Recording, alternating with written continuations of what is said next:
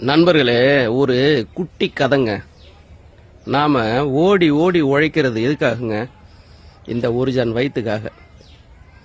ஒருத்தனுக்கு பசி, கடுமையான பசி. ஐயா எனக்கு பசிக்குதுன்னு கையேந்தி யாசகம் கேட்குறான். அவன் பசியை போக்க 2 இட்லி நம்மகிட்ட இருக்கு, ஆனால் நம்ம கொடுக்க மாட்டோம். அவனை அலைய வச்சு ஏங்க வச்சு அவன் பசி மறுத்ததுக்கு அப்புறம் ஆட்டை அடிச்சு குழம்பு வச்சு சீவக சம்பா அரிசியில் சோத்தை வடித்து போட்டாலும் சாப்பிட முடியாது. ஏன்னா அவன் பசி மறுத்து போச்சு. இது போல தான் இன்னைக்கு நிறைய ஓனர்கள் அவங்களுக்கு கீழே வேலை செய்கிற லேபர்களை, டிரைவர்களை கடுமையான வேலையை வாங்கிப்பாங்க.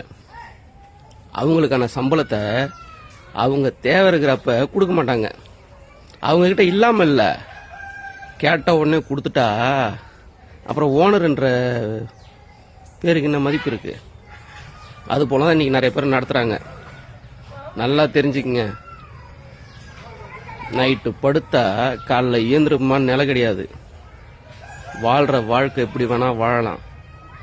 சாகும்போது தான் நாம் எப்படி வாழ்ந்தோன்றது வெளியில் தெரியும். மனுஷனா மதிங்க.